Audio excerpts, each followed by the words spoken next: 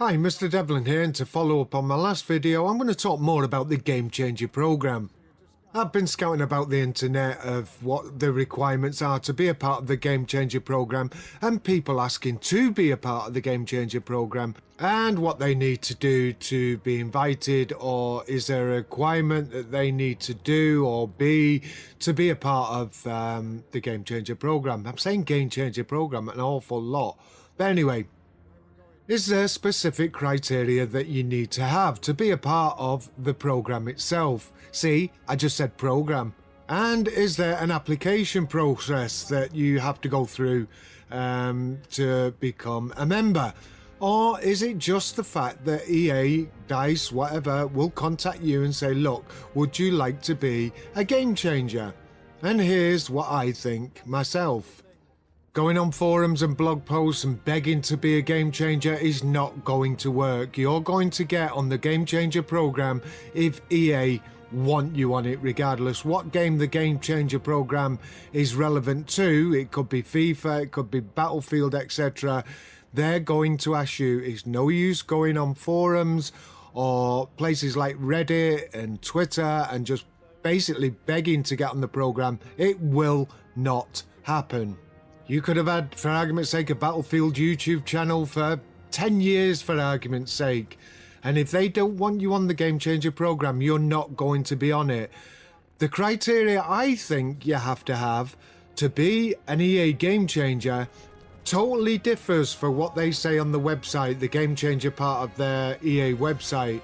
They say you have to contribute regardless if it's on Facebook, it's on Twitter, you have a YouTube channel dedicated to a specific game. They have a criteria where they say that you're there to help the community, blah, blah, blah, blah, blah. But does that really mean helping the community, or does it mean kissing their arse and saying nothing but positive things about the game? Because if that's the case, there's people like myself, obviously I'm never going to get invited because I am critical, and we all seen what happened to Level Cap. Soon as he got critical of Battlefield 1, he was dropped like a lead balloon from the Game Changers program. Never got any pre-advance footage, he was never invited to any of the events, and suddenly he was nowhere to be seen because he was critical of one game. So the criteria, according to them, is just to contribute to helping other people within the community. But in reality, does that happen? Bottom line is, the answer is no. Soon as you're critical of any part of an EA game, regardless which one it is, you will be dropped or you will not be invited. You do something that they don't like, regardless if it can help the community because you're, for argument's sake, pointing out things that are not totally correct with a specific game and helping the community to see this, then you will seriously be dropped. You'll be like a pariah. That's the way EA works. In reality, if you see a problem with a game or you see any instance within a game that just doesn't seem right and you point this out, EA should be thankful. They should be grateful that people are seeing this and pointing it out and letting people know that there is a problem, there is issues within a game, and therefore EA can sort this out. But no. What they do is they just drop that person, like I said, like a lead balloon. It happened to Level Cap.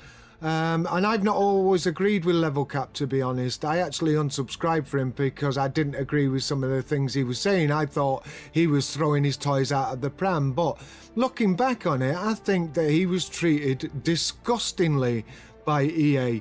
But now he's back in the fold and he's saying nice things about Battlefield because, and I genuinely think because, he's really enjoying Battlefield V and he thinks that they've addressed some of the problems that maybe he was talking about. And now, like I said, he's back in the fold.